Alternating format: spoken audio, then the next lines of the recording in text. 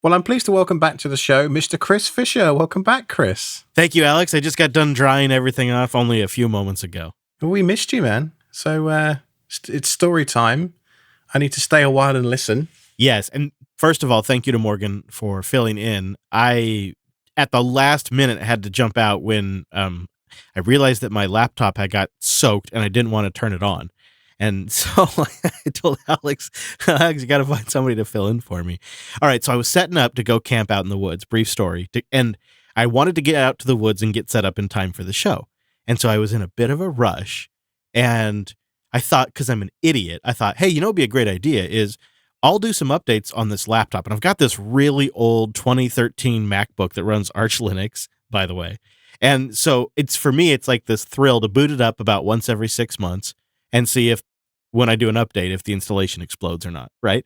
So I thought, while I'm running around packing up the RV, I'll set this thing to do some updates just so I can, have like a little thing to do for my ADD brain and check in on it. And so I'm packing up and I go around and I collect all of my electronics because my kids and I had been going through some stuff. And so we had the Fire tablets were down off the wall that we used to control Home Assistant, our front end. And some game controllers were out and we're going down the road and we want to get there quick. So I just took this basket and like a good little boy, I picked up everything and put it in my basket. And of course, I don't want that basket to spill. So I set it in the back in the bathroom and finished up my laptop and closed the lid and went about packing up the rest of the RV. I'm driving down the road for probably 20, 25 minutes. And I realized I should probably get gas because I'm going to be off grid for a while. And if for some reason we don't get good solar, I'm going to need to be able to run my generator. So I pull up to a gas station and I start to pull in, which is a downhill kind of turn in.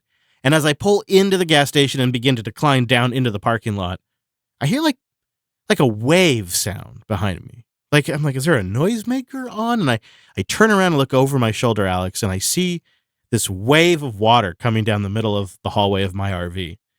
It sloshes down into the step well. It's all over the place. It's coming down into my feet while I'm driving. It was everywhere. How tight did your asshole pucker when you saw that? Alex, in like one motion, I grabbed the radio and I radioed to my wife because she's chasing me in the car behind her. You got to get in here quick. We got an emergency. I throw the radio down. I park the RV, stand up, and I began just walking straight to the back. And as I approach the back of the RV, I hear a sound I immediately recognize. It's my water pump, and it's pumping, and it's pumping, and it's pumping. It shouldn't be on, but in our rush to leave, I had left it on and didn't notice. And so I flip it off as I open the door, and I look right at the sink where I just instinctively knew the problem was going to be. Somehow I knew, and I could immediately see the entire chain of events. I had left that big old heavy MacBook on the counter, and when I went down the road, it slid down the counter, slid just right, and fell into the sink. And as it fell, it turned the faucet on, which is where my basket full of electronics was sitting. Oh no! Alex, it turned into a bathtub. Alex, it was so bad, Alex. It soaked everything, and then proceeded to spill out from there into the rest of the RV at about 17, 15, 20 gallons ish. It's hard to say.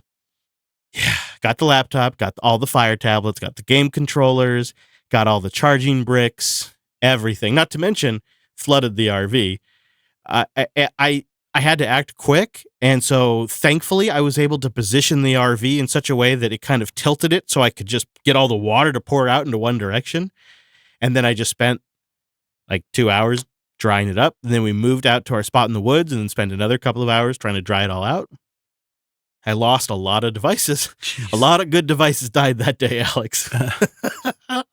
But not that stupid old MacBook. It's still kicking. Even though it got water in the vents and all of that, it's still kicking. So the device that caused the problem just ran away going, "Tee, not today." It's doing great. Yep. Although its power adapter bit the dust, so I don't know exactly what its long-term plan was. That's like cutting your nose off to spite your face, isn't it? That's why you should plan to learn. Visit our sponsor, Cloud Guru, the leader in learning for the cloud, Linux, and other modern tech skills. Hundreds of courses and thousands of hands-on labs. Get certified, get hired, get learning at cloudguru.com. You know, that story just hurts me so deeply because water and electronics, you just have this pathological thing that they don't they just don't mix. Like, No. I've probably missed out on several experiences in my life because I had a phone in my pocket. I'm like, well, I'm not going to go and run in the ocean or whatever it is because I've got a phone in my pocket. And so many devices, obvious statement time, but I really was feeling this. So many devices have the battery built in, and so there's just nothing I can do. Yeah. Damn, man. I feel your pain. I really do. It was rough. And so now I have to selectively choose what I'm going to replace and what I'm just going to try to live without. Oh, yeah. And you just missed Prime Day. I know. That crossed my mind because I had a couple of Fire tablets in the mix. Gone. Womp womp. All right. So you got something to cheer me up?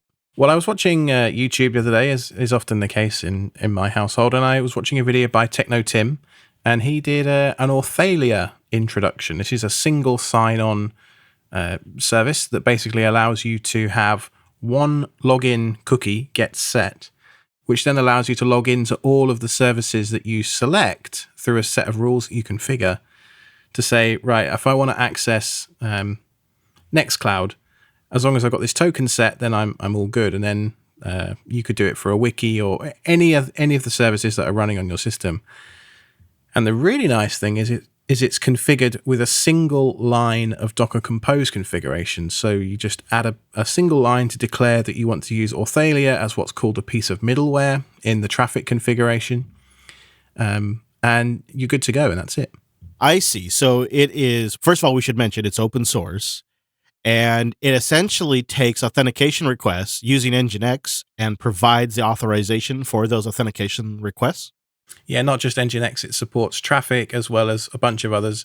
And it actually, more recently, supports Kubernetes ingress controllers, which is nice as well. All right, I'm checking it out right now, and it actually looks like it has a pretty good interface, too. So this we'll have linked in the show notes, or you can go to AUTHELIA.com. Yeah, you don't really need a whole bunch of interface for a login client. Essentially what happens when you have a service that's backed by this, let's say I go to Wiki, my personal wiki, my TiddlyWiki, traffic will detect that I've set that piece of middleware as part of the chain of traffic that it wants to go through. And so Authelia will then pop up a standard web form. I'll type in my username and password. It does support two-factor authentication. So even for services that don't have 2FA natively, I can use Authelia to add 2FA to those services as well. And then just transparently, that token lasts for the length and duration of your session. You configure how long it is. I think it's 5 minutes by default. Any other service that has the same rule on your system, it will reuse that authentication token. So if you're switching between a bunch of different services on your system, log in once and you're logged into all of them all at once automatically. Boy, that does seem nice. It has a lot of great features in here. All right. Well, it sounds like something to check out. We talk about this kind of stuff also when we talk about things like hosting your own password manager or hosting your own email. I wonder if there's an audience, and I wonder if you out there too, I wonder if there's a portion of the audience that thinks, I'd never want to host this. This crosses a line. Like this is like, this breaks and things get hosed. And so I wonder if there isn't a discussion to be had there, Alex, about where that line is for us and if we ever consider dropping something and saying, you know what, I'll just go with a commercial service for this. Is this grumpy old man Alex coming out here? But my tolerance for stuff breaking, be it an update, be it a dodgy power cable, whatever the reason, my tolerance is so low these days. And a couple of episodes ago, I mentioned I had my server on the desk next to me because I was troubleshooting some issues with hard drives failing. Turns out it wasn't the hard drives failing, and I wasted maybe 3 weeks on trying all sorts of different drives and cables and disk controllers. No, it was the power cable from the power supply to the drives. No kidding. I wasted 3 weeks on that damn thing. And that just left me with a huge bitter taste in my mouth. And, you know, I'm not going to stop self-hosting. Don't worry, audience. We're okay. But there were just moments in that 3 week period I was like, screw this. I just want to throw the towel in and just be done and just pay Netflix or whoever it is. Wow. You know, in that same period of time, I think you also had a certain Home Assistant update not go so well, too. So you were really getting it from both ends. Yeah, that's the thing. And, this week, another example is Nextcloud just stopped working for some reason. I have no idea why. I've been sat on Nextcloud 19 for the last year plus. I haven't touched it. I pull in the regular updates that they provide to the 19 branch through Docker Hub tagging, but I don't update major versions on Nextcloud unless I have a good reason to, because I don't want all of the new stuff. I just use it for documents. That's pretty much it. Right. I actually figured this out because I got a notification on my phone because photo upload had stopped working. It said, this server is in maintenance mode. And I'm like, okay, yeah, I remember. I've had this before. So you Google it. First result says, go into the config file and edit a single line that says change maintenance mode from true to false in the config.php file. So I did that. Was already set to maintenance mode false. So I'm like, okay, well, clearly something's going on here. So I then start looking into the Nextcloud container logs. And then it said something about character encoding, UTF-8 char sets. And I just, at that point, I was like, oh no, here we go. This is going to be a long evening. Long story short, I ended up having to go into the MySQL container itself with a Docker exec command, get into the MySQL nitty-gritty details, delete and change a couple of data types from varchar to text fields and all this, stuff that's way over the head of most people that are doing self-hosting, unless this is your day job. And I just thought to myself, who is this stuff targeted at? If I was paying for Nextcloud as a hosted service, I mean, these things exist, like Google Drive is similar, OneDrive, all these different cloud file repositories. If these things broke and I had to jump through all these different hoops to fix them, I would just migrate to a different service. And yet, because I feel a certain sense of obligation, partly because of this show, but also partly because of my beliefs towards self-hosting in general, I power through it. But sometimes I just want to throw the towel in, Did you ever get to the root of why that Nextcloud issue just cropped up? I think it was because of the character encoding. So what I ended up doing as part of the troubleshooting process was like, right, okay, well, I'm in the weeds here. I may as well go to Nextcloud 22 whilst I'm here. Yeah, that would be my line of thinking too.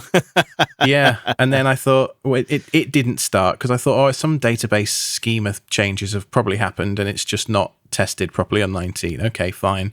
I'll go to the next major release that's stable. Yeah, and so like I said to you, I had to drop to the MySQL command line, delete a couple of tables that were failing the repair, because there's an OCC command, so you can log into the Nextcloud container and run. There's like a shell, like a CLI tool built into it called OCC, Own Cloud Client, I would imagine is what it stands for. Don't quote me on that. And you can do a bunch of maintenance stuff, like you can turn maintenance mode on and off, you can repair things, etc., etc. And it kept failing on this line item to do with news articles, which is a plugin I don't even use anymore. I think I enabled it for testing and then forgot about it. And much like my Home Assistant update, I probably missed it in the logs because I don't necessarily look at the logs every day because I've got other stuff to do.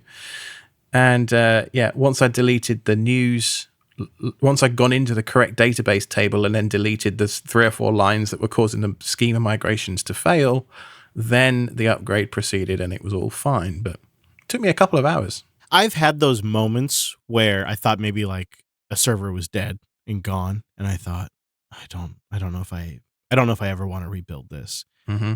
And then thankfully they came back, and then I thought, okay, I better get my backup game. Better get my backup figured out. Because I mean, you really got it. I mean, you got a hardware failure in your server, you got a software failure in Nextcloud, a Home Assistant, a pretty dramatic Home Assistant failure based on some deprecation and changes. I mean, you got it one after another. I recently also had a Home Assistant update go south when the OS update didn't complete correctly. The system locked up and then rebooted, and then it couldn't get an IP until I had fiddled with it for quite a while. And for a brief moment, I thought to myself, should I just bail on this and maybe just go back to a traditional server and Home Assistant core container and just keep it simple? And then it gets working again. And then I think, okay, no, this is better. And I like this. And I think to myself, in the grand scheme of things, this is the cost of having full control over these services. And it does give me a better appreciation of the value that the cloud providers are offering. And it makes me also understand how valuable my data must be if they can pay for these services based on mining my information. Like, wow, there must be some real value there because it's not cheap. And to keep something reliable like file services for, a 10-year streak actually takes an incredible amount of effort. Yeah, you're not wrong. I mean, these guys, there are entire jobs, site reliability engineers. That's the name of our, supporters club that we have. And there's an entire job dedicated to keeping things up and stable and reliable. And these guys, they write software, they write scripts, they do all sorts of ninja magic to keep these services online. I think part of it, Alex, is giving yourself, and you've done this, the ability to rebuild fairly quickly. Like, you do that. If you adopt something, you make sure that you can redeploy it as necessary, and those kinds of things, I think they help a lot. But I think this show should ask the question more often, is there a cloud service that could do this? And if there is, why are we not choosing to use it? Because it is a big trade-off every time. And the more critical the service is to you, I think the more serious you have to consider that. I'm trying to think of a good example. I suppose Wiki would be a decent one because you can probably throw some stuff up on GitHub in a random repository as a bunch of text files and call that a wiki if you want to. You could also go to some random website and buy probably wiki capabilities, but there's nothing quite like hosting your own and keeping that kind of information in-house, because the role that a wiki in particular fulfills often is to store proprietary, custom information, maybe Wi-Fi passwords for your house or something, or the code to the safe so that your wife can open it when you're out or something. I don't know what people store in their, wikis, but there could be some sensitive information in there. Sounds like you have a code for a safe that if I was ever on your LAN, I should try to get that code. Well, I've got to buy the safe first. So I was like, he has a safe? Oh, okay. But it's a good example. You're right. I have been thinking, like, how could I leave my wife notes in a way that is fully secure? And there is this feeling that I think is actually pretty special, and it's this total feel of control. And I feel this when I am off-grid and I'm generating my own power and I've brought my own food and I don't need anyone to do anything. For a brief moment, I feel like I'm truly in control. And I have that same sense when it comes to everything being offline in my RV and being self-contained to the RV and having this gone through this project off-grid where I offloaded a bunch of services and got everything running locally.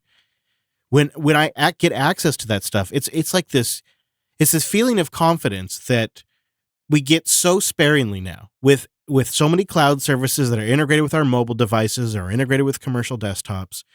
Less and less consumers and technology users have control, less and less.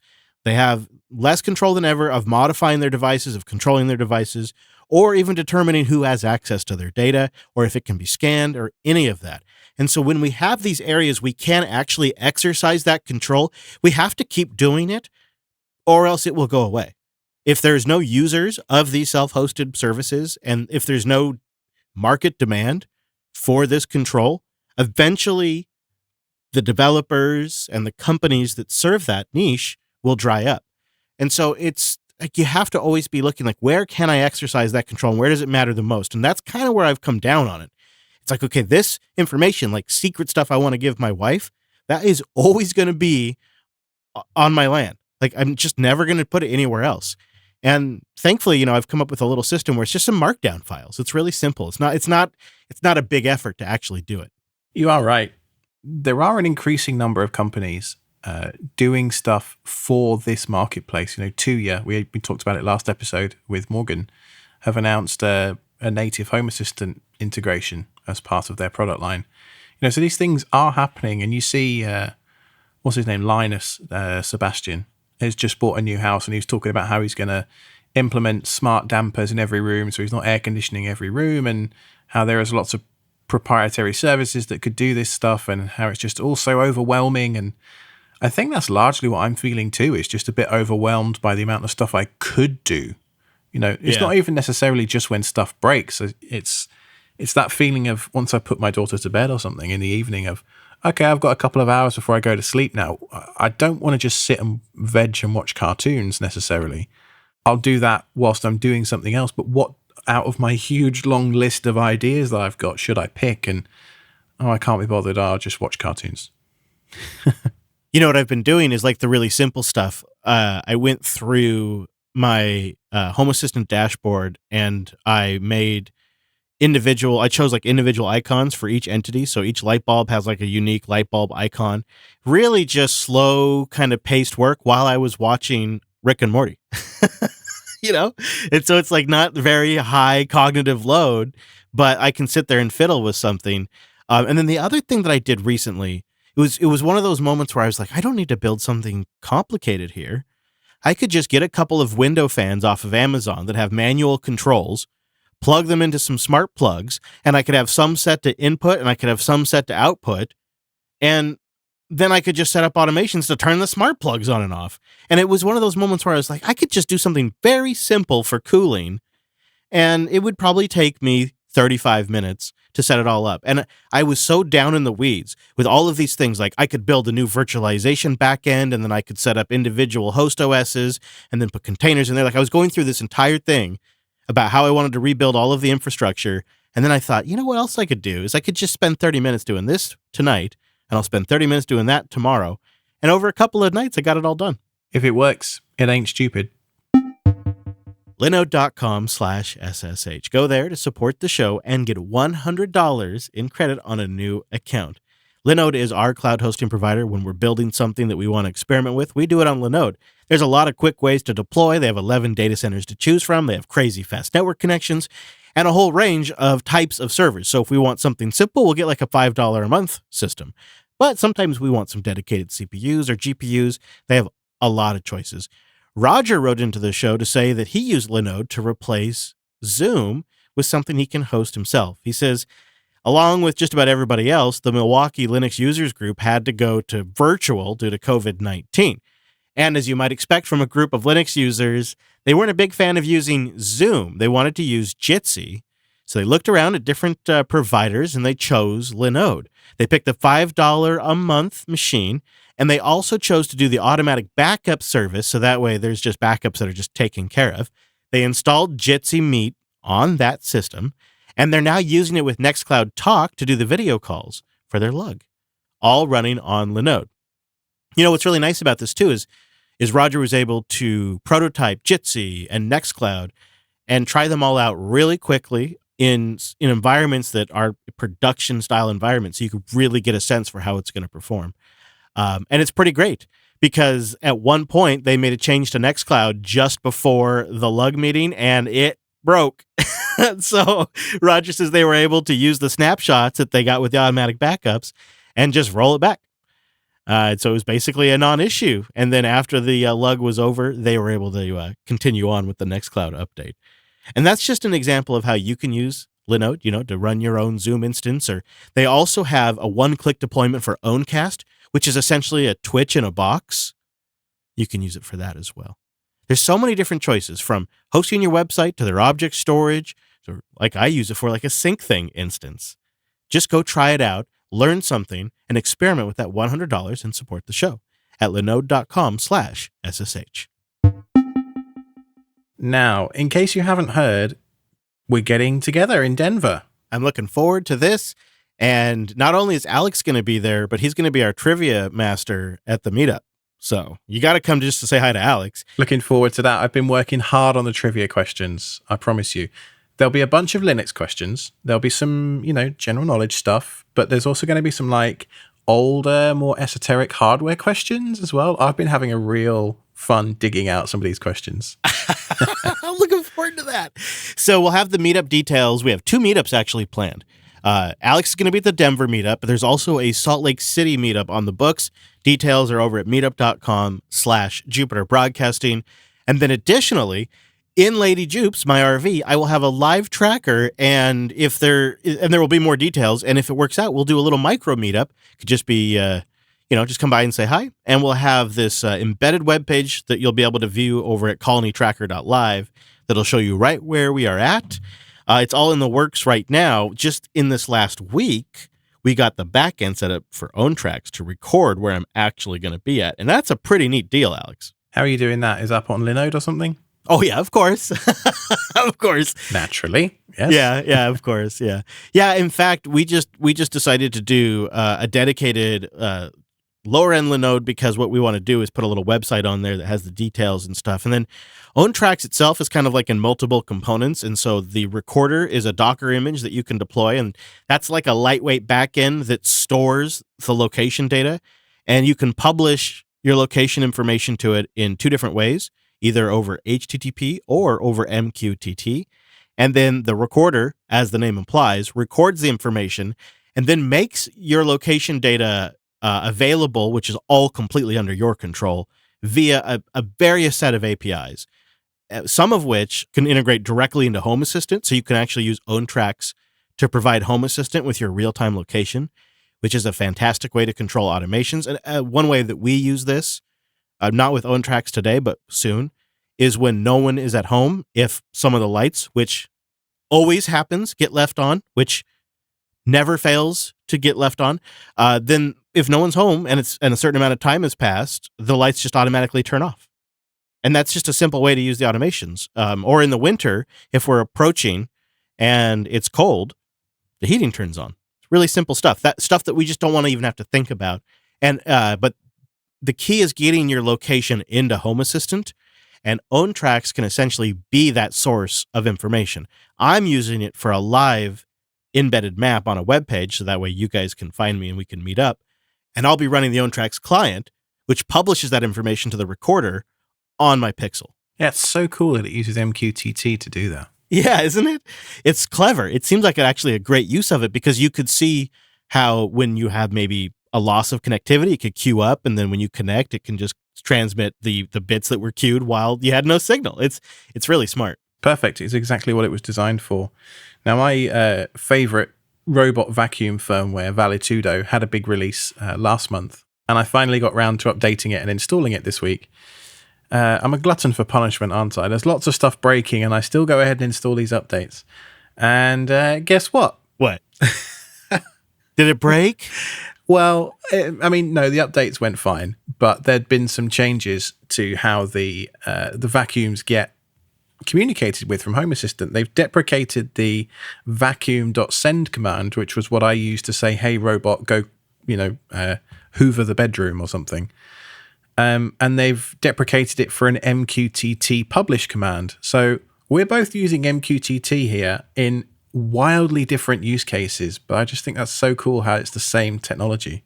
It is pretty neat. And I, just as a side note, I hate it when stuff like that gets deprecated. Like I think the whole Z-Wave stack that I'm using in Home Assistant has been deprecated, and I just don't want to reset up my Z-Wave network, and I don't know what that migration process is like, and I just don't want to deal with it. And that kind of goes back to your topic earlier. It's like, it's working. It's just, I don't want to break it.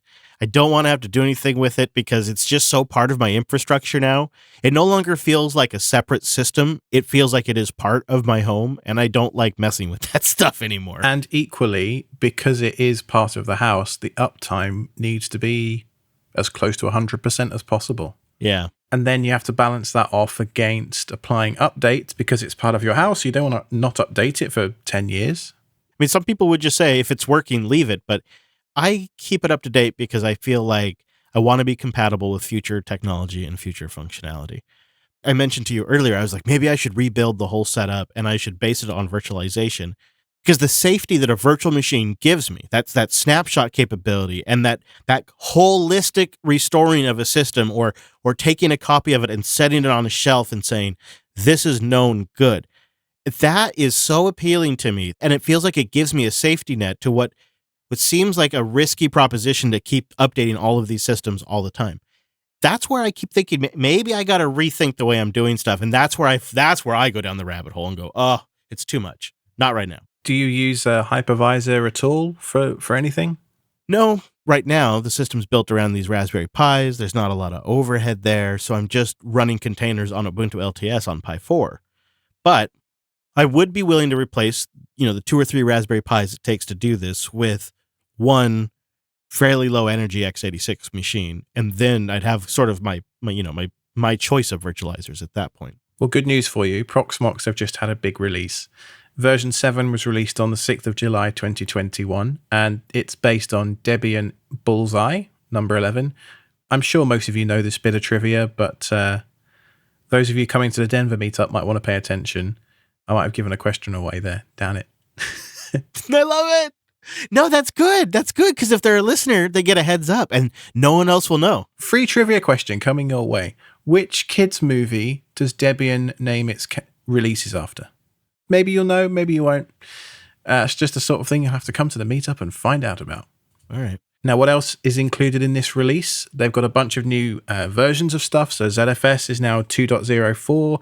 QEMU has been bumped to version 6. And there's a new kernel, 5.11. So it's really good to see that Proxmox are pushing the envelope here and updating lots of their core systems. The reason I say that in particular is because Debian has a bit of a reputation for being a bit old and crusty. And you look at the versions of some of these packages, and they're not that far off what is shipping in Arch. Right? I mean, a 5.11 kernel is older than what's in Arch, but it's newer than what's in most LTS distros right now. And they've rolled out more recent Btrfs support, which I think is kind of a big deal. It's nice to see essentially Btrfs and ZFS get near parity support in Proxmox. It absolutely is. And I think this comes back to a point that I hear quite frequently on Linux Unplugged, actually, is that we need to start taking Btrfs seriously and stop just treating it as a bit of a joke, because, Facebook and all these other massive companies that have things at significant scale are putting a lot of blood, sweat and tears into the Btrfs subsystems. And it does seem to be cropping up in more and more places. And, for me, I'm actually starting to use Proxmox as my default distro, for server OSs, because it has ZFS baked in, so I don't need to futz about with DKMS or an AUR package to install a custom kernel. I don't have to worry about the licensing, it's just taken care of. I mean, the same is true of Ubuntu, but the thing that Proxmox gives me most out of all of this other stuff is a really slick web UI to manage virtual machines and LXC containers. Great point. And I think that is something that you and I probably underplay. I think for a lot of new users, that's like the biggest deal, right? Yeah, absolutely. Yeah, I completely agree on your points about Btrfs too. I think the thing that you have to remember is what Btrfs offers is a file system that does copy on write, transparent compression. It can offer encryption. It can offer SSD trim support, and it's extremely low memory. So it works really good, say like in a Raspberry Pi situation, or in a laptop with a single SSD. Those are some use cases where ZFS is really not a great choice there.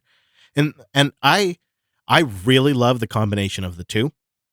I think it makes for a really reliable home server. And the way I use it now is Btrfs is on the root file system. So the system can boot, regardless of what's going on with ZFS. If your DKMS module fails to build for some weird reason, which has happened to me, your system still boots because the core system, the file system, is Btrfs. And then your really large data sets with your multiple disks that are in some sort of RAID configuration, that's where I go ZFS. And that mounts almost every time the system reboots. But if it doesn't, because the root is Btrfs, it's guaranteed I can get in there and get the system repaired. And we can then get other things online, like getting ZFS to mount. And perhaps the biggest feature that we haven't touched on, the single most important improvement in Proxmox 7, I can now download ISOs in the web UI. Hooray!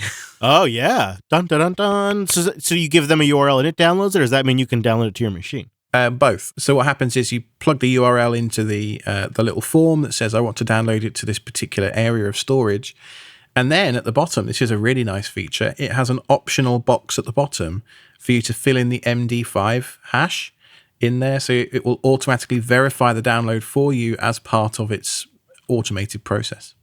Now, a lot of people seem to think that Proxmox isn't free, as in cost. It's open source, so it's free as in speech, and it is also free as in beer. The reason I thought it wasn't free is because it has this little nag screen that says, you do not have a valid subscription for this server. And all that simply means is you have the enterprise repos enabled, which are some, air quotes, better tested packages. I don't know quite what that testing entails, but that's what the Proxmox teams say anyway. And so you can support the project and give them money, and they will enable your server to get rid of that nag message. Or you could use automation. You could use, I've written an Ansible role, which several of our community have now contributed to as well, because open source is just that awesome. And what that does is it goes in and removes the repos for you, changes a couple of lines in the web UI files on the Proxmox system, and removes the nag for you automatically. Just one more use case for automation. And speaking of automation, we want to mention our friends over at Cloud Guru have a course that we'll have linked in the show notes just for you. It's the Red Hat Certified Specialist in Advanced Automation and Ansible Best Practices. In this course, they're going to cover the topics on the EX447 exam as well to make sure you're ready to take that. If you're planning on expanding your Ansible knowledge, this is a great course for you. You'll have a better understanding of the topics on the exam and around Ansible and Ansible Tower and managing an Ansible inventory and, of course, templates as well. So you have to go over to our show notes to get the link to go directly to this course. That, of course, is over at selfhosted.show/49. You'll see the link for ACG, and that'll take you to the Red Hat Certified Specialist in Advanced Automation for Ansible Best Practices. Did you get the update to your Shield yet? Alex, I am so disappointed in this. I loved the NVIDIA Shield so much. I've bought 3 of them in total. I've recommended them to the audience. And I know that some people out there have also noticed that NVIDIA has decided to improve your experience by taking the top row, which used to be reserved for your favorite applications, and now put full wide advertisements right there at the top, including folks in bondage, folks doing all kinds of like crazy things like, guns and violence and smoking. Like I've seen the whole range. Thankfully, we're not really that kind of, it doesn't really bother me that much, and it's in my bedroom. It's not like the family uses it all the time, but I really do not like the fact that I cannot turn it off. And I think it's on my list to replace now, Alex. It's really disappointed. It's such a great device. Yeah, it's been a really interesting one to watch the kind of cancel culture online react to this one. I mean, on the one hand, I don't really care that much. They've taken an interface that was very clean and just got the job done and didn't really have any cruft to it whatsoever. And then, as you say, they've polluted it with a bunch of ads. I mean, that on the one hand sounds pretty terrible, but I mean, on the other hand, I just don't find myself really caring all that much. I've been browsing the subreddits, the NVIDIA Shield subreddit for the last few years, and there's lots of people now posting custom launchers that you can install on the NVIDIA Shield. I mean, it's just Android underneath, right? So you can install a custom launcher if you want to. And I think all this is going to serve to do is motivate those who do care about such things to release better quality third-party launchers rather than relying on the Google provided one. I think I'll probably just switch it to an Apple TV. I have found that the Apple TVs perform even better than the NVIDIA Shield, which I felt like was pretty well performant. This is the exact kind of thing that will never happen on the Apple TV platform. And the UI has been very consistent now for years. The other thing is it wakes and it controls the TV more consistently than the NVIDIA Shield has too. So I think I'm just going to switch it out. I wanted to keep it because I like the idea of having both, and I really love Kodi.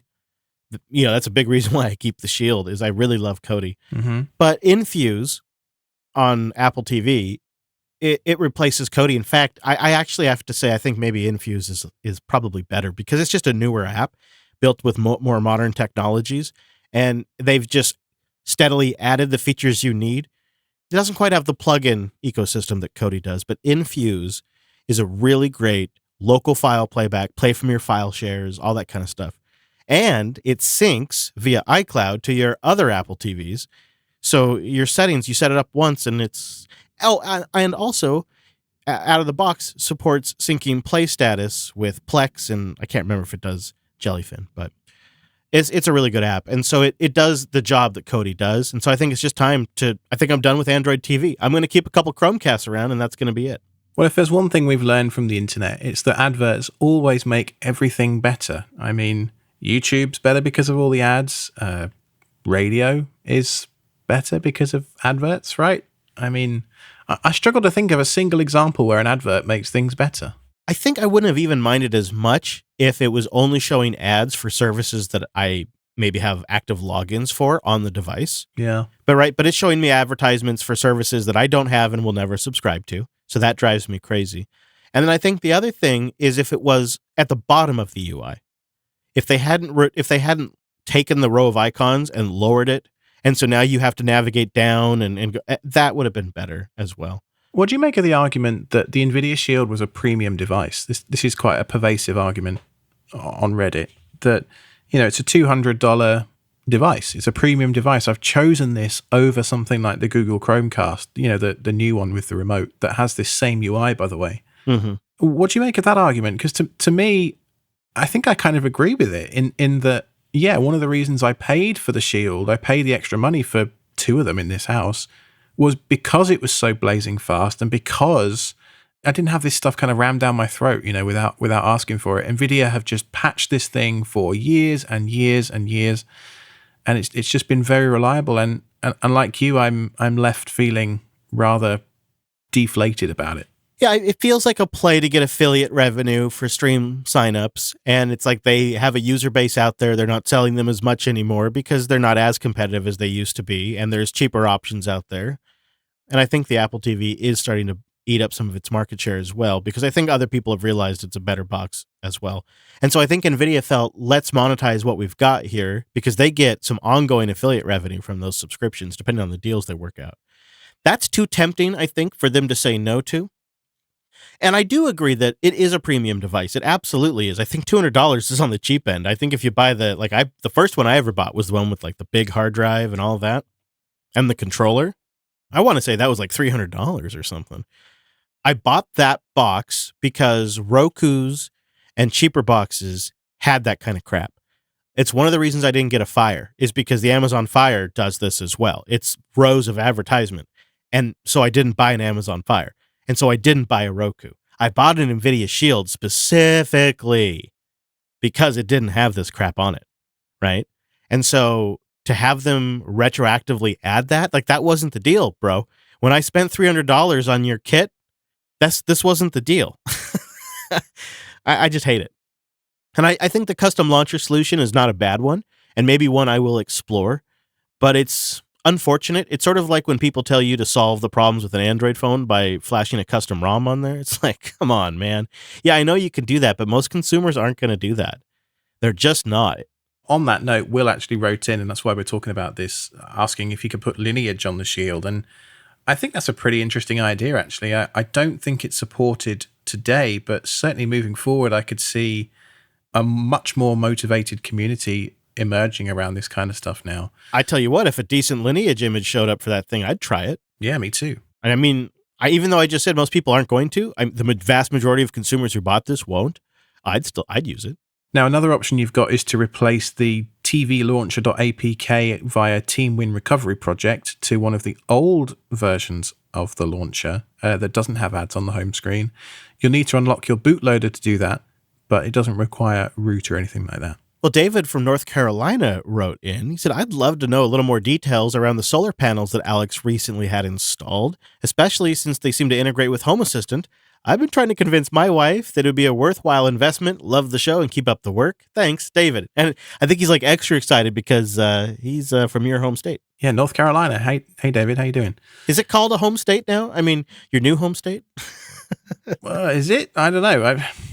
I still refer to England as home, and I still watched England crash out of the Euros in the final, and I still wept like a small child when that happened, but, you know. But you also have the first state that you called home in the U.S. It's also the first state it's the first place in the world where I had a child, so, you know, there is that. So it's I think it's like, as far as states go, it's your home state. Yeah, it probably is. Yeah. So what do you think? You got details for him? I've got a few, yeah, not, I don't have, specific model numbers or anything like that, but I went to a company called NC Solar Now. I looked at Tesla and a few others, but the NC Solar Now folks were the ones that came out with the best overall price and package and service and financing and all that kind of stuff. And I ended up going for a Solar Edge system. And this has a Home Assistant integration, which connects to they've got this website, and it will connect through the API to the website for up to 15 times an hour, I think. It can poll the website through the API. And it was just a case of providing an API key. It took literally 5 minutes to set it up. I had to spend an extra few $100s on the little Zigbee monitoring device to enable the inverter that's outside to talk to the internet, because by default it doesn't come with any Wi-Fi capabilities. But apart from that, extra few $100s to get the monitoring capabilities.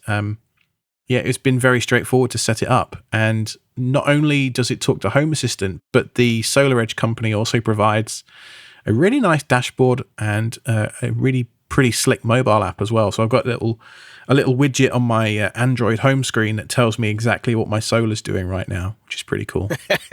That's great. Yeah. I love that they're using Zigbee for that. Just the thing Zigbee's all over the place here. Nate wrote into the show asking about security implications for sharing Ansible playbooks publicly. He sees them on GitHub, all of that. He got thinking about this after he listened to an episode of the Darknet Diaries, and he wondered if you have any thoughts on it. Well, all of my stuff's open source on github.com/ironicbadger/infra. I have open sourced everything for years now. That's kind of my default policy. So I sure hope there isn't a privacy implication of doing that, A good answer. Yeah. I do encrypt everything using Ansible Vault. So all of my secrets and things like that are stuck behind AES 256 encryption. So hopefully, unless I commit a secret directly in clear text, I think I'm okay. Yeah, I just, when I go through your GitHub, I just look at it and I think, everything looks pretty good except for that passwords.txt file where you just put all your passwords in there. Well, funny story on that. I actually published my Gmail password one time to that repo. And I had a listener in Australia message me at it must have been first thing in the morning for him, because it was just before I went to bed, saying, "Hey, by the way, did you know that commit you pushed 12 minutes ago has your Gmail password in it?" And I'm like, okay, first of all, thank you for letting me know. Secondly, it was 12 minutes ago. Were you just waiting for me to push something? Yes, he's got some sort of alert. So to get around that, Nick Busey from the Home Lab OS project helped me out with a pre-commit hook that I have in my Git repo that just checks that my secrets file is encrypted before I push and do a git commit and push. That's been very, very useful. It doesn't protect against me actually putting API keys and variables and stuff like that directly into other files, which, there comes a point where you've got to be like, right, okay, this, my safety net is checking that file is encrypted or not. It's not going to go and scan every single file. So yeah, I guess it's up to you whether you feel comfortable with that risk or not.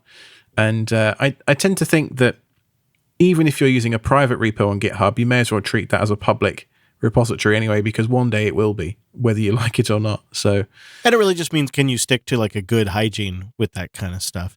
If you'd like to get your question in or have a comment or something you think we should check out, let us know. Go over to selfhosted.show/contact. And you can go to selfhosted.show/SRE to show your support for the show. Yeah, become a member, get access to the post show, and of course, help us keep the show on the tracks. I think this episode we're going to talk about the future of the gasoline engine and the internal combustion engine.